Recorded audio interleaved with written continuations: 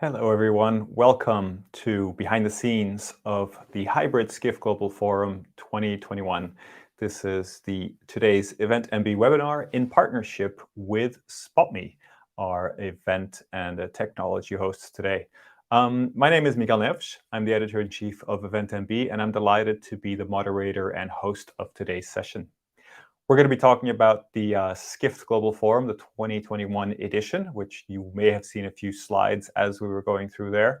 And this is really an event that wrapped up 2 weeks ago. We're going to hear a lot more details. It's the main event in Skift's event calendar every year. And this was the first time that it was organized as a hybrid event in a hybrid format. So the format of today's event is very much a conversation about what Skift, EventMB, and SpotMe learned from running this event and other hybrid events that we may have participated in the time. Please ask your questions. I see that there's already some questions coming in, so that's great. We really want to get as many questions from the audience as we can. We want to try to answer those as much as we can as we go. So ask your questions at any time. So without further ado, I'd like to welcome on the virtual stage the stars of today's webinar. So with me today, I have the founder and CEO of Skift, Rafat Ali. We also have Brian Quinn, the editorial director of events at Skift, and Pierre Metrailler, the CEO of SpotMe. Gentlemen, thank you so much for joining me today. I'm looking forward to this conversation. Let's jump in, shall we? Thank you. I want to start with Rafat. I wanted you to make sure you gave some context about what is the Skift Global Forum for anybody who's not familiar with, and particularly the story of this year's event, because it was a little bit different. Yeah, for those of you who don't know, well, let me first thank you, all of you, for joining. I want to thank SpotMe, who's been our partner through much of last year, as well as all of this year on virtual events, and obviously now our first hybrid event. Doing these particularly early stages of last year was very nerve-wracking, and I think we've learned so many lessons on that over the last 18 months, but now our first lesson on a hybrid event, we've learned so many lessons, which I'm sure we'll talk about in the next hour. So Skift Global Forum is our flagship conference in New York. We've been doing this since 2014. We started as a company covering the business of travel, the business of global travel, all its sectors, including events industry. Initially, we didn't cover event industry per se, but obviously over the years, we've gone heavily into it. It was launched in 2014 as a small event in New York, about 350 people, with an idea, and we called it global from year one, even though it wasn't global year one, with an idea that this is the omnibus big picture conference on where the future of travel is going, taking very much cues from what Skift covered day to day. And it has grown from a small physical event to at its peak in 2019. This was pre-COVID, a pretty big event. It's, I would humbly say, the most prestigious conference in the travel industry. This is where the big CEOs come. It used to happen at the big stage in Lincoln Center, about 1,200 people, including every CEO from every big travel company on the planet. Lots of media, mainstream media, because this is in New York and we're talking big picture versus sort of the boring industry talks. There was a lot of mainstream media that was also there as well. Last year, for all the reasons everybody knows, it went completely virtual. We still had great speakers, but we used the SpotMe platform to deliver what we thought was a pretty good virtual experience for it. And this year, as the world came back, we started thinking about actual physical event. I'm going to say, Brian, 6-8 months ago, when the vaccination rate started increasing and people, it felt like, I think right. Must have made the decision sometime in May or June that we're, not May and June, maybe earlier than that we're going fully in as a physical plus a virtual event. Right. And so yes, I can go on and on, but the Skift Global Forum history is that it's become the most preeminent global conference where CEOs show up once a year to talk about what's happening in their companies and how they see the next few years going for them. Great. I think that gives us a bit of context, which I think is really important for people to understand the the type of events that we're talking about. And Brian, you were showing a few examples. We had the images going, and there's a little slide there with some statistics, which I think is really great.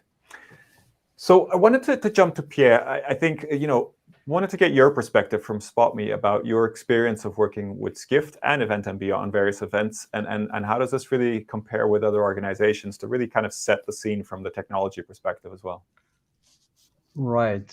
Well, so I mean, I think the first thing is the Skift and the EventMB teams are very, very hands-on, which means that they really tend to do things by themselves. And I want to say, like, they want to do things by themselves because they are very opinionated on pretty much anything, which is great, right? A lot of clients look at us like, hey, what should we do? Rafat, your team is saying this is what we want, and they don't even tell us because they just go ahead and do it.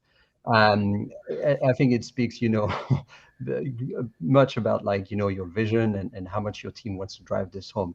But in practice, what it means at SpotMe, we typically offer, and we do serve, several 10,000s of events annually on a serviced fashion. And we typically offer 3 different levels. One is full service, meaning we run the whole show, including production and build and content management. The other extreme is self-service, meaning people build their own, run their own events, and we, don't request any human touch, so to speak. And then there is a sort of middle level, which we call live coordination support. And this is actually what Skift picked for this very specific event. And I think just what it means is that the Skift team actually built their own app. And this is hybrid. So I really mean a mobile app. I also mean a web app. And this is all happening on SpotMe Backstage, which is the tool that our customers are using to build those apps. They publish their branded hybrid app on the App Store and on the Google Play Store. It's actually entirely all white labeled. They also, I believe, have their own trusted partner for production, at least the on-site production and then the streaming. And our team, with this live coordination support, what they do on that particular event, which is the tier 1 for Skift, is helping them on the day off with production support for what we call the hybrid integration, meaning making sure that the right video stream is coming in, is being pushed to the web, and then anything that's supporting with the coordination of the remote audience questions, and making sure this is facilitated, the speakers show up on the right place, whether it's remote or in person. And that's really like this little contribution that we do. But in summary, I will say that the Skift team is doing really a great job of deciding what they're good at. In this case, building the app, creating the vibe that they want, creating the content. And they also are very good at deciding where they need help with, in this case, the day off and the full production support. So we don't see some clients, they think they need more help than they actually need, and then they're actually spending, having larger budgets. I think this approach that we have here, which is kind of blended, is also very cost effective. Excellent. So I wanted to hear a little bit from Brian. I think, Brian, you're very much hands-on in terms of the event functioning and all the decisions around the event. How was it for you? I mean, this year was obviously a little bit different, being a hybrid event, and that's what we're here to really unpack. Producing for 2 audiences. Tell us a little bit about how you worked that out. Yeah, definitely. And thank you, Pierre and Miguel, and great to be here. As Rafat mentioned, I mean, Skift Global Forum is something that's existed for, basically coming up 10 years next year. When we started at the beginning of the year, knowing that, can we do physical events? Rafat sagely said, let's look at this amazing venue. So we went to TWA. We had some beautiful space, but what does that mean then for both physical and the virtual? And so, the conundrum was, how do we work with our production partner, with SpotMe, and figure out what that experience looks like, broadly. And I'll show some sort of visuals from the stage here. So we know we bring all of these CEOs to the stage. It's a single stage experience. Skift is an editorially driven company. So really the focal point, everything kind of ladders out from the stage. And with that, we have our incredible events team, Regina, Gianna, everyone who's working with SpotMe. We have our incredible production team, Legend, which helps with all of this beautiful stage setup. And I think maybe, you'll see this 50-foot LED screen that we have here. And so all of that's there for the physical. And the question becomes, where does that then translate to a 16:9 box? And essentially that, and we were hosting virtual events starting, from things like Zoom, and we had to just react in March 2020 to then using StreamYard and using SpotMe. And so we came a long way in terms of our almost IP, in terms of what is the virtual event experience that we're creating, these lower thirds, almost turning an events team into a TV production, like 6K team. And how are we, it's a studio team really. So how are we turning that, bridging those two things, the thing we know, which is events, and the thing that is still being figured out, which is the virtual. How do we connect the audiences in an intimate one-on-one feel? How do we provide some of that experience to the virtual audience, get them to participate and engage? And really the main thing is execute seamlessly, because at the end of the day, you can have as many ideas as you want, but if you can't actually execute it and do it in a way that's effective, and that's where really the kind of dynamic comes in, where it's like, okay, here's all these ideas, but when push comes to shove, the legacy systems and the production and the physical hardware and what happens on the ground is very difficult to achieve. And you realize that very quickly. Our biggest questions, I think, were, how do we just kind of make this a seamless process and merge these two? So hopefully you'll see some examples here of what was happening on the physical stage. This was essentially broadcast out. We were using, SpotMe, of course, to have Q&A, chat, all these different functionalities through mobile. But really, it's still a long way to go in terms of what we could do. And we'll share more, obviously, about where we want to go with that. But I wanted to raise 2 points that you mentioned, Brian, that I think are important. One thing is that the Skift Global Forum is a single stage event, which I think is interesting for planners to kind of understand. So there's very much like one point of focus when it comes to the content. The other thing that I don't know if came across in the images that we were sharing at the beginning was that it wasn't only that some of the audience was remote and some was in person, but you also had remote speakers, and you had some sessions, yes, like the one I think that's happening there on the left, where you had some moderator and a speaker on the stage, but then you had 2 additional speakers coming in virtually.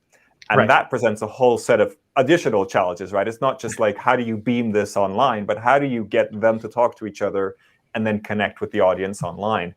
Could you tell us just a little bit about how complicated was that in reality, and how did you kind of work that out? Yeah, it's also knowing the balance. And Rafat was very specific in saying, there has to be at least one physical touch point on stage. And, only a few talks did happen that were just purely virtual, where we're watching on this 50-foot screen. And you noticed a difference. But as long as you have one person on screen, whether it be a moderator or moderator with a speaker, as we have here, the kind of goal or idea or the thing that we were experimenting with is, what does that feel like? In this case, it was very difficult. So we have 2 downstage monitors. We have a whole production team. They're trying to show the moderator what's happening on these screens. It's being broadcast on a 50-foot screen behind them as well. And, we have a physical person next to them who they also were interviewing. So that coordination does fall on the editorial team. And again, we're editorially driven. So everything is about that sort of narrative of what's happening on the stage. So yeah, it was a difficult balance. I think it takes a lot of choreography in terms of understanding what is the course of the conversation? How is that flowing? How are we going to, hopefully give enough time between each person to, show, give enough airtime, even if they are virtual, and give that kind of a little bit of a closeness or feeling like they are there, even if they're not. There's a bit of that, attempt. So yeah. Take us through this diagram, because I think you sort of mentioned a little bit of this already, and it would be good to kind of explore. Sure. This is probably getting a bit more in the weeds, but it's like, how do we actually think about the physical, which this top row here of, stage being our number one focus, our number one experience, the screen, which is like all of these things that happen around on the stage. The hospitality, the things that happen outside of the stage, the moments of networking, the food, all of that, the actual social interaction, the people shaking hands. And then the last part, which is mobile, which is, increasingly the question of how is that the most important part? But then, that really translates to 100% almost of the online experience. And so it's like, we have to be realistic that there's 20%, maybe, if that, of the in-person experience that people are paying attention to that is this whole virtual side. And, the online experience, as I put two teams at the bottom here because everyone going into this stuff discussed, okay, is it one team or two event teams? Are you producing two events? Are you producing one? And really, it kind of was decisive through the event that we are producing two events. This is the thing. And what we mean by that is you have to have a different mindset for the events team in person, what's happening with the physical stage, what's happening with all of the audio visual, all of this stuff, thousands of dollars of audio gear and equipment, and audience management. In a sense, the technical side is hardest in physical. The technical side in virtual is seamless because of hardware. A click of a mouse is something that takes 4 people, to execute on a production team in person. And the opposite is true for the connection and the audience experience. In person, that's natural and seamless. You hardly, you have the room, you have all of this stuff that naturally happens. Virtual, that's where the real friction point is. Creating that connection is where it's very difficult to understand. How do we actually get people to have a permission asset, not only to participate, but engage and, make them feel like they are seen and actually a part of this event. So these are the big, the components is through the screen, the Q&A, chat, social, things like that. And how do you foster that is the question for me. I like to try to bring it all together in one kind of thing. Does this look, sorry, Rafat, go ahead. I was just going to say that the Q&As that are coming are really, really good. So thank you all for that. So I'm guessing hopefully we'll have a bunch of time to do that. But please continue to put questions or anything that you want us to. Let's jump on Kelly Hicks's question, because I think this might be something that you can address, Rafat. Saying, do you find it better to do in-person first and then virtual a week later, or to do everything on the same week, simultaneous at the same time? Obviously, you went for a simultaneous approach here, but were you considering a kind of delayed approach, and what was the thinking there? No. What we have done, actually, we did this last year, Brian, for the Global Forum. We had a pre-session with editors roundtable preview, looking for what the event was going to be. We could have done it this year as well. We just didn't have time to do it. But a pre-virtual event for a hybrid conference makes total sense. For one, it could be obviously teaser marketing, etc. But also if the virtual audience that's joining as part of the hybrid can get used to the software and have a walkthrough prior to the event, then there's no onboarding from a learning perspective the morning of, or at least the first morning. So that was one of the reasons why we did it last year. This year, I think a lot of people are used to using event software, so it's less of an onboarding thing. Last year, people were just getting used to like, how do I do this? Where do I click? Where's the agenda? If I click on the agenda, will the video go away? And so things like that have been solved by the event tech companies, including SpotMe, but also, so yeah, we haven't done the for us. It's a single experience that we've done for the 8-9 years we've been doing conferences. Any conference we've done, we do some breakouts for sponsors, but that's more workshop type stuff during lunches. This isn't the physical event. This year we had, during the physical lunch, we had a virtual Google session. And you could only join virtually. There was no physical manifestation of it. It was only virtual, which was interesting, and it actually worked out fine. I wanted to mention a couple of other things. One, that you live streamed for free, because it is a paid event for the virtual audience. I think it's worth mentioning as well, a reduced price compared to the physical event. Of course. But you live streamed for free the first 2 sessions on the opening night on YouTube, right? Correct. That was a deliberate decision, more as a buzz building ploy, and also it happened to be the CEO of Airbnb, so a very big and buzzy speaker. And we knew, because I was interviewing him on stage and we'd done all the prep calls, that he's going to come in with high energy and set the tone for the rest of the conference. And so it would be a pity if we just restricted to the conference attendees, physical or virtual. So more as a marketing / PR buzz building, we opened the opening evening, in which we did like an hour of editorial, followed by the physical reception for people who were there. So we live streamed that, and it had the intended effect. It really did, in terms of how many people watched it online for free, were talking about it. It also helped spur some last second virtual sales as well, for people who said, oh, this is great, I should be joining the rest of the conference. So I think we're going to do variations of that experiment going ahead. Okay. And one more thing, I mean, you do capture all the sessions because, you know, you're recording it, you're streaming it, etc.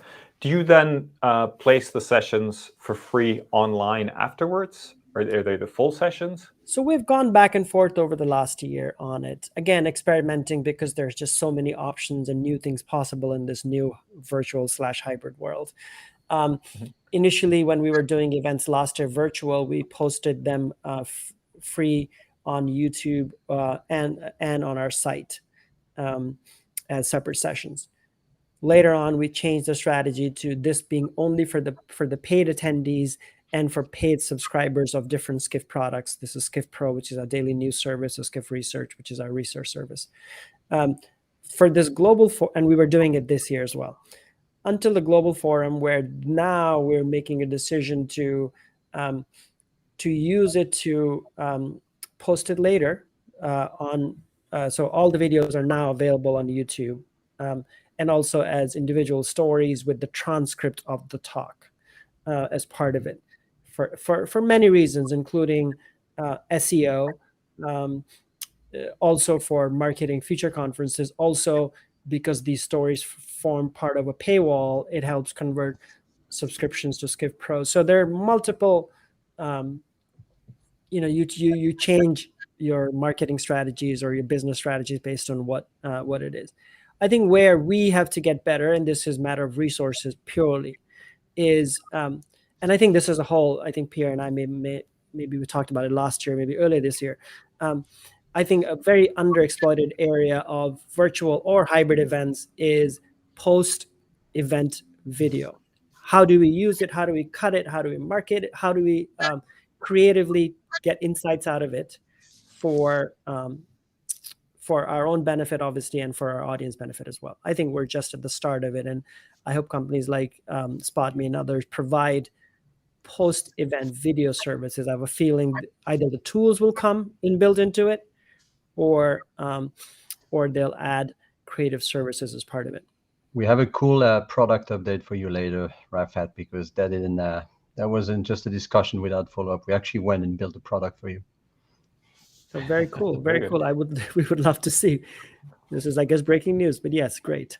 I think building off of one thing that Rafat said as well was that I think any organization can take, even though we're an editorial newsroom organization, you know, we are the news business of travel.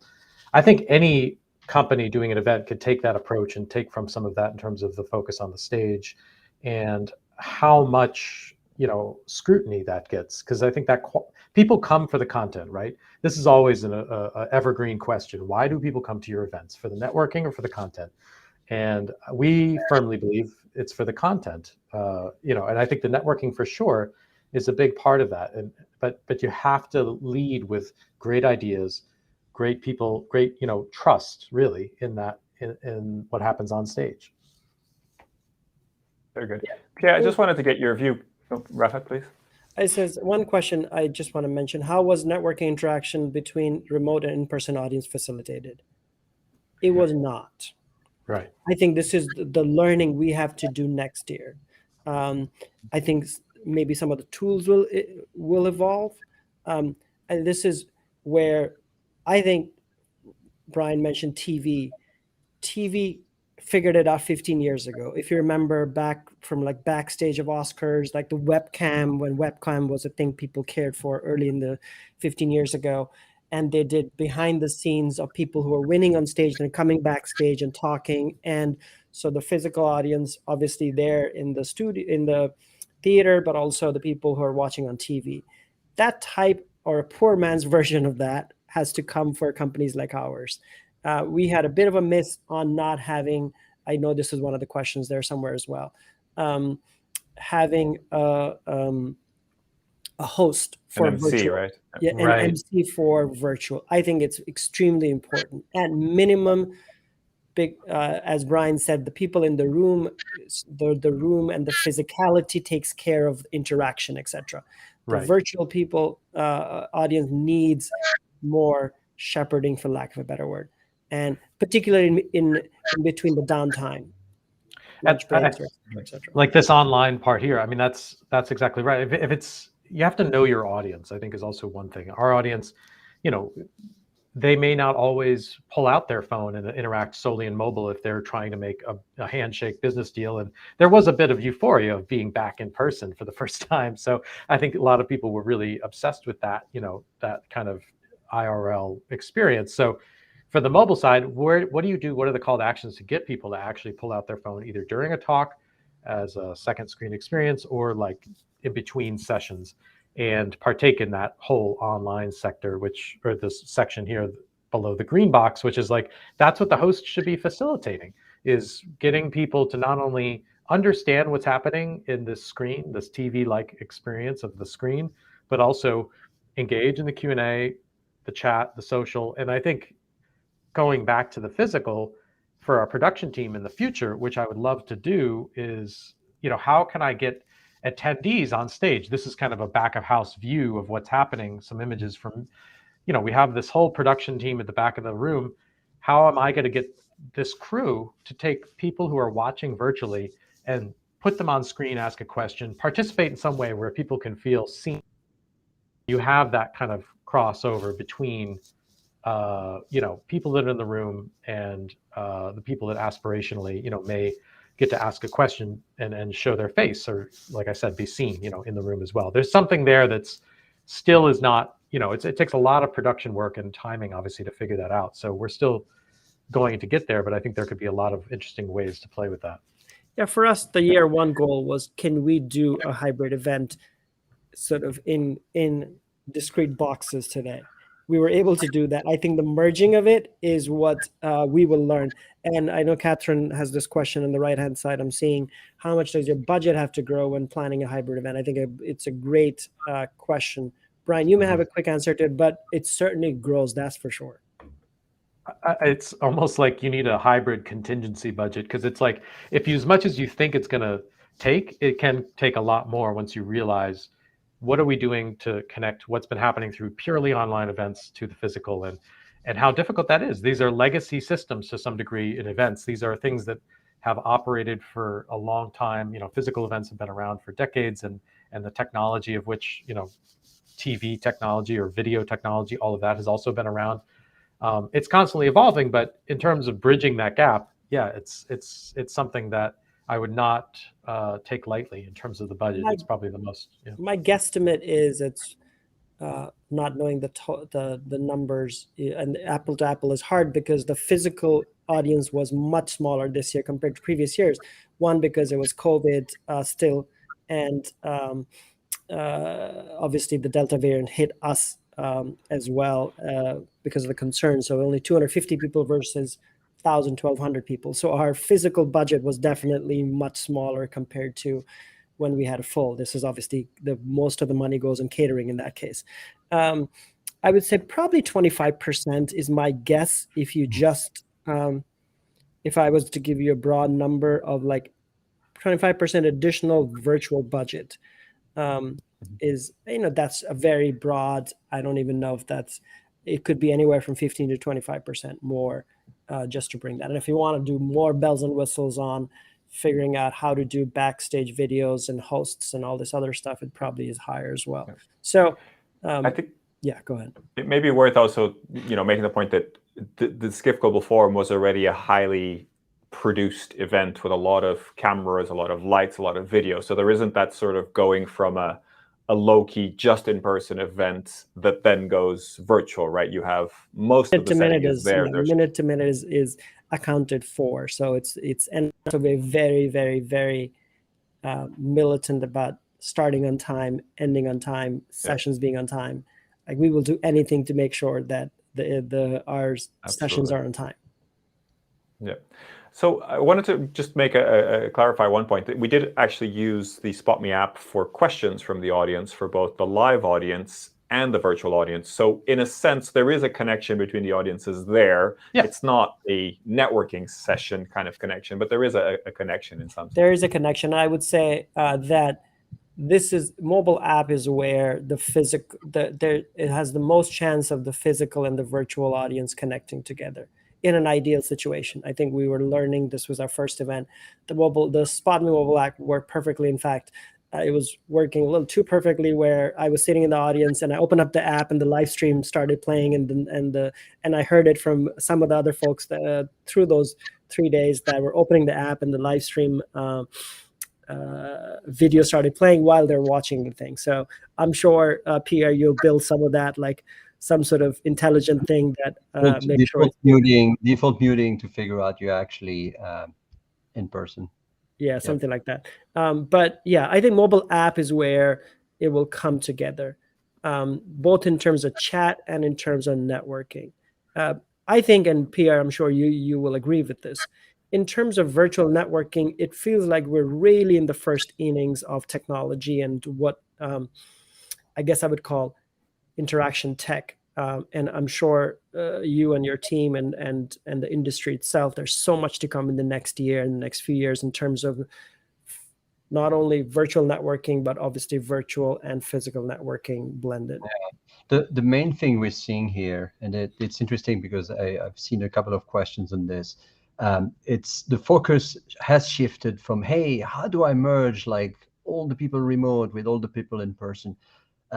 Because that is not what people want, right? The people, and somebody is asking the question, when we finally get to be together, why would attendee want to spend time with people on the screen at home?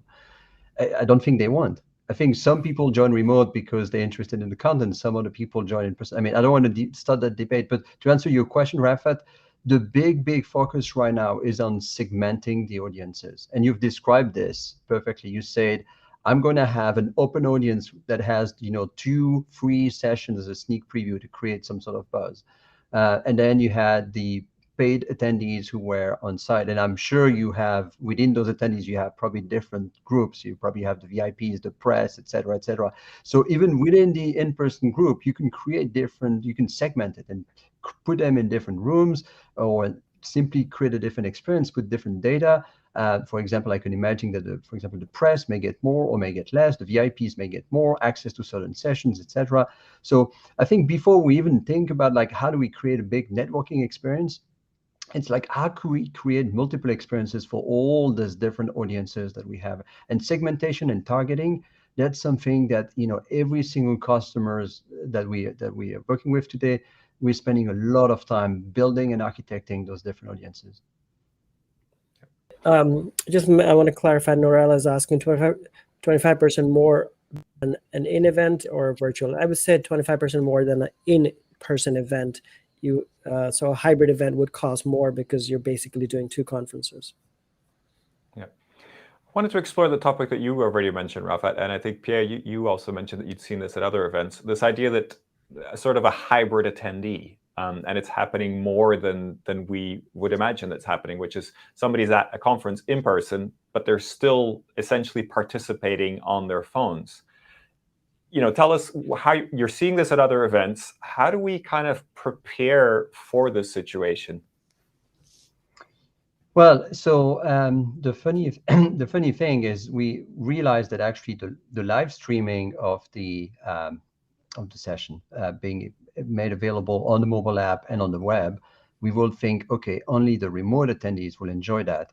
But in reality, we see that the in-person attendees, they love to go and coffee breaks, they love to go and chat to other people, and at the same time, they want to have a quick, peek at what's going on during the live session. So it seems that this is here to stay. And Rafat, when we were preparing this session, reminded me, yeah, that's no different from the overflow screens that we used to put up on the, in the conference centers in the good old days. But I think the difference here is that I'm in control. I can choose what I'm watching. Is that the live that I'm watching? Am I watching a replay from the prior session? Am I actually going into one of the breakouts, if that's something I'm allowed to, depending what's the audience I'm in? So it allows a whole bunch of new possibilities, and people will make their own decisions. This is all about choice and flexibility. I think this is what we're seeing a lot now with hybrid. I think you made an excellent point there, and I think hybrid as choice is almost that feels like a really positive thing, to have the choice to kind of participate in the event in the way that you want to, of course, to make it as inclusive as possible as well. Well, I think Denise that goes made an interest. Right. Yeah, I was going to call out the question. Yeah, about there was a question. What do you think about the idea that it actually can be divisive and people feel left out, that can't be there, and that they have to watch everyone on site? I mean, sure, there's probably a bit of FOMO, and that's why there's a different ticket price. Yeah. But I think, but at the same time, you have to be intentional. This is where, event producers, event managers as facilitators comes into play, where we need to facilitate the online audience to have a connection, not the same exact connection, but some sort of moment or presence to what's happening on stage. And this, it takes a lot more work and diligence, but going back to, how can we have questions displayed either through just a slide or whatever it is from screen, calling out who's asking that. I mean, we are in a sense bringing together a community, even though there's a physical gathering and the people online are not technically, they're not gathered at all, really. They're just kind of viewing on TV, but through their computer. But how are we giving them the impression that they are still participating and that they are a valuable part of the event as well? And that's part of the challenge, is that intention around where you create those moments. I think, Brian, I think you mentioned it earlier, and I think it should be the mission for every event tech company in the world right now. And everyone should be asking themselves the question, how do I make sure that we are providing a similar, if not better, experience for remote participants? And you touched on an excellent point earlier. You said there's a lot of legacy systems, and something like as simple, or that looks simple, as beaming up somebody who is remote up on the stage and vice versa, that's something that's quite of an experience gap today. And what we are, I don't know what the others are working on, but I know this is something big on our roadmap, on like, how do we plug this gap from a remote to in person, because that's the big thing right now. And Rafat, I think with the idea of even offering some perks to remote only attendees, like, hey, if you're remote, we're offering you those sessions with those Google sessions. I think that's brilliant, because it really reinforces the idea that you're not a second-class citizen if you're joining online. And I think that's. I'm just thinking, like, if there are speakers who have time to do a chat only with the virtual audience, seems like a no-brainer. And people in the room, if they want to join, they can use the mobile app to join, but it's only a virtual experience. It's not an on-stage experience. So I think there's a lot to do. Just depends on what it is. Okay. Yep. Denise had a question about this, and I think we've touched on it a little bit. But what about Denise's question about pre-recorded versus live sessions? Brian, you go ahead. Yeah. Any thoughts on that? So, we had never thought of pre-recording prior to the pandemic. There was no concept of that. Suddenly, everything over video, and schedules be what they may for various CEOs, it's like, okay, well, we can pre-record this session. And at one point, I remember, I think it was Europe's event in 2020, I did an event and there was a lot pre-recorded, and we missed a lot of interaction. It was an important learning moment where we were like, look, there's no live connection. There is still a live feel of on stage, even if it's just through video. So understanding that, pre-recorded should be the exception, not the rule. The rule should be live. The rule should be ideally in person with hybrid events, physical. And so, you want to do as much as you can to encourage that. If you have a purely pre-recorded virtual session at a physical event, people are they're gonna check out, So you have to be very divisive in terms of when you say this is possible or not. There are interstitial videos. There's things where it's like, okay, we have content that's 60 seconds from a partner, and that's fine. That's like a little mini commercial. That's a great moment. It's almost like you're at the movie theater and you're watching things in between. It's fine. People are used to that. But for 15, 20 minutes of a talk, you're going to lose people. So, there's no presence to just fully recorded. I'd be very careful. I think, but it's possible. And also then, you're going to need a video editor to splice all that together and make it feel branded and feel correct, to what's happening for the rest of the stage moments. So there's a lot of design considerations that go into all of that. And, I think that's really important to consider. Yeah. I want to address the design question because I saw somebody also asked, what does it mean for stage design? I think it's very important. I don't know, Brian, if you can show the full stage, sort of a back shot, and then the tight shot, if you can show it. So it was there for a reason. So if you're going to do a physical stage that you used to do previously, these days it's obviously LED screen. But if you're watching from a screen and a tight shot just for the speaker with the LED screen in the background, depending on what the speakers are wearing, it could blend into the background and create sort of a jarring effect. And so what we did for that reason was there was obviously the LED screen for the stage, but there was also this I don't know what the word would be, Brian, but this plexiglass thing in the back. You can see this painting in the left-hand side that's a little recessed from the video screen, so that this is actually not a video screen. This is just a background. And so that allows this jarring effect of your clothes blending into the back LED thing. And I don't think this is a virtual thing. I think this is pre-virtual, used to happen at other conferences as well, but it's become a lot more important to make sure that so this is probably the best one. So there's LED in the background, and then there's this recessed plastic or whatever, plexiglass thing. Honestly, it doesn't look that great. When you're there, I think we want to rethink a little bit of that plexiglass thing in the back, but it works perfectly well for an online virtual audience when there's a tight shot, which is what it is most of the time.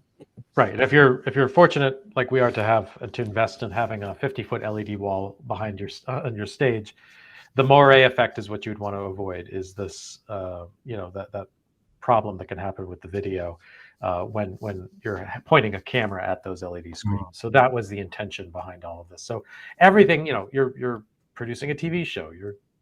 And that's what Legend, our production team, was so great at figuring out for us. So but yeah.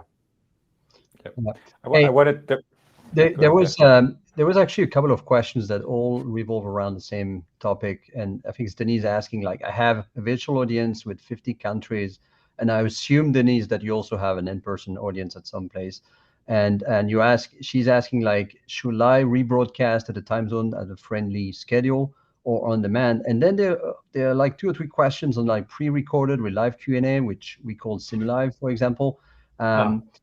Maybe one design tip, because this is a common, we've seen a lot of customers having to deal with this. They've tried different things. The most successful setup for this multi-zone global events that we've seen is that you actually have, and this is all about segmenting your audience. So you create different groups, in this case by regions, right? And so you may address, for example, APAC, as a first group. So when people register and when you invite them and etc., you create an APAC agenda. And maybe at the end of their day, they would have the plenary session, right? And maybe the rest of the content is APAC specific, whether it's speakers or etc. And then you may have the Europe track, which also has the same live session happening in the middle. And maybe you'll have the America content then coming in, and they'll actually start with the live session. So you have this sort of plenary, which sort of is the glue for everybody, and then you target all your different groups with very, very specific personalized agenda, and you create essentially 3 different events into one, but it's still the same topic with some common elements like the plenary. And so you can plug in the Simulive part if you wanted, for example, to do pre-recorded for APAC and America. I hope I'm not going to get in trouble with those choices.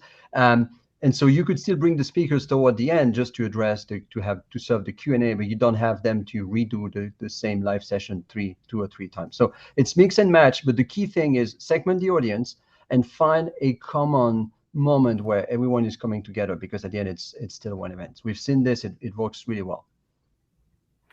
Yeah, there's a comment here from Shannon also saying that she's had lots of success with pre-recorded sessions and live Q&A, but it's for solely virtual events. That's correct. And I think that's the point you were making, Brian, as well. When it becomes hybrid, when you have an in-person audience, the pre-record just really doesn't make a lot of sense. But I think for the virtual audience, quickly address that? Obvious. Can I quickly address? So I've been hearing this from last year about like, oh, pre-record and then a Q&A after. I have the CEO of Delta for like 25 minutes out of his very busy schedule. There's absolutely zero chance he's going to do our session pre-record and then have another 10 minutes to come and do live Q&A. This is where it basically breaks down. And so anyway, that's just a tiny rant that I have. But my point is, it works well in theory for different types of speakers, but for the big time CEOs who everybody wants so much of their time, it 9 times out of 10 doesn't work. Right, that's it. Every time you add complication to your agenda as well, like you're risking the fact that it's not going to feel organic and it's not going to feel like a show that people want to continue watching. I mean, you have to be really conscious about that. So even though technology can allow for these things, I think, you know, with the agenda, think about less is more. I mean, that's ultimately where we made a lot of decisions through hybrid, through our event in September at Global Forum. You know, we wanted to focus on the things that we knew we could do 100% well. And yes, maybe, you know, could I have engaged in a few more networking ideas and gamification things? Maybe, but not if it was going to be at the sacrifice of another part of the experience that was more important. So you do have to make choices. And when push comes to shove, when you get with your production team, and to answer your question, somebody was asking about, do you need a professional tech team? You know, if you want to have a professional looking show, probably. Maybe in the future, the technology will be such that, you know, it can be facilitated without so much hardware, but I don't really see that. I think and you need people who have their eye on the ball, and professionals who know how to manage things that you're not even aware can be problems. We did have like 3 massive, we're talking like all of Queens went down as far as internet, like 3 times during our broadcast. And this blip was enough that it would knock our feed off. And, you know, thankfully we had backups of recording and things like that. But who would predict that the entire internet in Queens would, you know, go down and during your event three times in one day? So, you know, every possible hurdle can get thrown at you. And the real thing is, if you want to have that resiliency, professionals will know how to have backups and how to manage that accordingly. So just think about that. Yeah. And from an event owner perspective, simplify is 2 things, not just the program itself, but simplify for your team, because everything you add is an added thing in an already. If you're doing your first hybrid event where the team is learning from ground zero, from the ground up, that's not the right analogy, then you want to simplify it for them, which means it has to be simplified on the front side as well. Yeah, we covered support a little bit briefly, and I just wanted to touch on that because I know, Pierre, that's something that you're very, very adamant on. I don't know the statistics. I don't know if you were able to pull any reports on this event, if there was a lot of support needed from the tech side. But how important do you feel is that for events to really run smoothly? Well, so we couldn't fix the internet in Queens. That was beyond our reach. But we can do pretty much it. Now, I mean, so here's the thing. We see a lot of folks now in the technology space who are replicating what everyone else in the tech space is doing, which is like support as a ticket, and we come back to you, you know, sometimes later. And the thing that we've learned is, event planning or event planners is like the third, I think there was this ranking of like, what are the most difficult jobs in the world? And I think first was like, being in the military, and second was like a firefighter, and third was like an event planner. And these people you are under enormous pressure, right? I'm sure as cool as Rafat looks on screen now, your event needs to fly. And so the thing we've learned is supporting from a tech perspective, supporting a team like Skift, you need to be there. Well, you need to be there, but you're not there in person. And so our commitment is actually to be 24/7. We call this 24/7 30. And 24/7, I don't need to explain, but 30, it means 30 seconds to respond.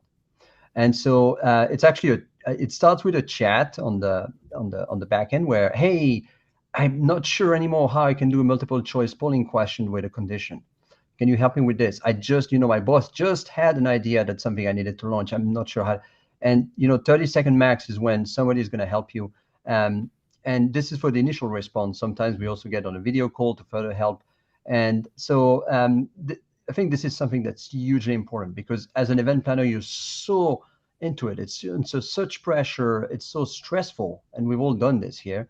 That you need to do that. So we have a distributed team in the US and in Europe that provides follow the sun support. And the thing that we've just added now, which works really great, is that some people come and ask like, hey, how do I do this? And we say, oh, okay, this is how you build your personalized track. I said, oh, but you know what? I don't have time. Can you help? And we have this on-the-spot upgrades. We call this the SpotMe Forge. And we provide micro unit of work that we can do for you. Literally, with a half an hour, 1 hour, or 1 day, that can be. So it's more than support. It's like really like an extended holding hand that we can provide on the spot. And that sounds like that might be a necessary thing. Brian, you wanted to jump in? Yeah, I mean, when we look at the numbers of 686 registrations, 600 people online, most, people are online. It was pretty seamless, and thanks to Regina and Gianna, who's on this webinar as well, who managed that, interaction and look at the chat and understand what's going on. They're able to understand, okay, what are the needs of people? There wasn't a lot of problems, thankfully, at least, certainly through the platform, internet aside. But I think it's kind of like, for me, the analogy is kind of like with restaurants. And if you ever worked at a restaurant, there's kind of this thought, just treat people like they're guests in your home. And I think for events and virtual events, there has to be that kind of similar, human interaction and touch of saying, look, I hear, we're working on your problem. We're going to get to you, and you're as important as everyone else here. And I do think that hospitality, since we do work in the travel world, and thinking about all of these individual people that are coming in the community, and that they're not just somebody who's watching somewhere on some platform over some screen, but they are somebody who could be a very valuable part of your event. How do you really have the team and, I guess logistics and strategy and all of that set up so that when problems do occur, they can feel like their needs were met, especially if they paid for a ticket, things like that. So definitely very important on that customer service side, which our team takes very seriously. Good stuff. And wanted to start wrapping up because we're 8 minutes from time, according to my numbers. But I wanted to ask merge a couple of questions. There was a question earlier about, are you envisioning to continue with an in-person hybrid concept going forward? And also Greg Oates asks, how do you define ROI for partners with hybrid, which I think are kind of related. Are we going hybrid going forward? Is that the plan, Rafat? And how do you give the partners that value in the hybrid context? Yeah, I mean, what else would we do these days, right? It would be if you do something physical these days, unless it's a private event, meaning only people in the room either paid for it or whatever the concept is. I don't see any conference we would do that would not have a virtual component to it. If anything, obviously, we want them to, as we talked about in the last hour, make it better and better for the virtual attendees. So yeah, there's a place for physical only events, as much as it's 100% apparent now, there's a place for virtual only events. In fact, virtual only events is a new product line for us, and will continue to be, and increases our revenue overall in the next year as well as years ahead. Yeah, so that's my answer. That was their second part of the question. Greg's question on ROI for sponsors, right? Is that what he's asking? Yeah, exactly. Yeah, the ROI for sponsors. So initially, this we've talked about. I've talked in other venues before last year. One thing that's been 100% affected is ticket pricing. Obviously, virtual ticket pricing is not the same as physical. It just is, will continue to be. I don't see a time where you could charge as much for a physical conference as you could charge as much for a virtual conference as you can for a physical. Maybe there are exceptions, but certainly I can't see it today. What has happened is initially sponsorship dollars for virtual only, this is early on in the pandemic, were much lower than the physical.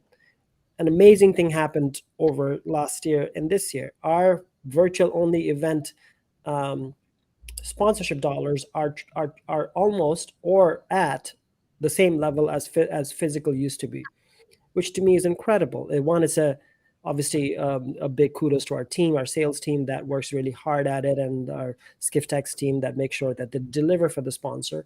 But very much what happened with advertising physical versus online, when online came into being, it's more accountable, it's more trackable. And so I think sponsors are paying for that. And to be able to use the video that comes out of it in many different ways and in their own marketing, it's just a lot easier than them being at a physical event. So I think that's how we think. I think it opens up the possibilities more for sponsors. One thing I will say, that if we're doing a hybrid event where the majority of the speakers are coming in person, for a sponsor to do a virtual session, I would discourage them. We had one or two for various reasons, including their own company's policies of not yet being able to travel. So there's certainly that, but that's more of a COVID thing than a long-term thing. But if we're getting the majority of the speakers in person, you probably want to push your sponsors to show up in person as much as possible. Yeah, just a quick question that came in here. Do you have any projections on the balance between revenue of in-person and virtual? That might add a little color to that answer. For Skift? Well, I mean, I've said this in the past. Virtual, in a great scenario, you're getting 1/4 of the revenues of a physical conference. But again, the goals are different. The goal cannot be the virtual is substituting the physical. Virtual is an added product line. So if I can add 30% more revenues in my event line 2022, why wouldn't I take it? So I think that's a big one. Yeah. And the fact that you're able to do more targeted conferences in virtual that in a physical event would not make any economic sense to do, both from a venue perspective as well as from a tickets perspective. And so, again, that becomes a new type of product for you. Excellent. Brian, quickly to wrap up, we've got about 3 minutes left. Next events, what would you do different? What would you really change if you could do it again? I mean, it's interesting. Even to feed off of Rafat's comment about a virtual only breakout, I think we're all getting more comfortable about the digital side of events. And all of this is also a part of what's happening broadly across technology in general, as many categories, music, sports, fitness, everything becomes more digital. It's becoming more social. Events are already social. And now we're trying to figure out, as they become more digital, what that really, how that manifests. So we know we have some truths, and I think it's always good to know your truths as an events producer as far as what you are creating. And we know that the stage and the quality of the content is one of our top priorities. We know that we have an incredible audience, and we want to always build and create ways for them to come into the experience, whether that be in person or just purely watching online now, which is now, of course, possible because that's what we've been doing for the past 2 years. And I think then the Holy Grail is, how are we continuing to shepherd our audience through that process of the merger of those two things. And it is not just about us, what we produce and what we create. It's about our audience being ready as well to participate in that way, whether they're in person opening their app and talking to somebody, or whether they're watching on their computer and finding a way to connect physically. So the experimentation will continue. I think it's important to have understand what are your spaces for experimentation around that. And again, what are the truths, the things that are sacred that are not going to change, and that's for us the quality of the content. So yeah, very exciting, and certainly it's great, as somebody who's produced events for a number of years, to finally see that we're at this point in this industry and see where that can lead us. Exciting. Pierre, any last thoughts on these discussions? Yeah, so I think the question that I always get is like, okay, what's coming up on the tech side? So we talked a lot about segmenting. I think that's really the sort of the big trend that we're seeing, but more like on the feature. Rafat has been talking about his screen and the staging, right? The staging set.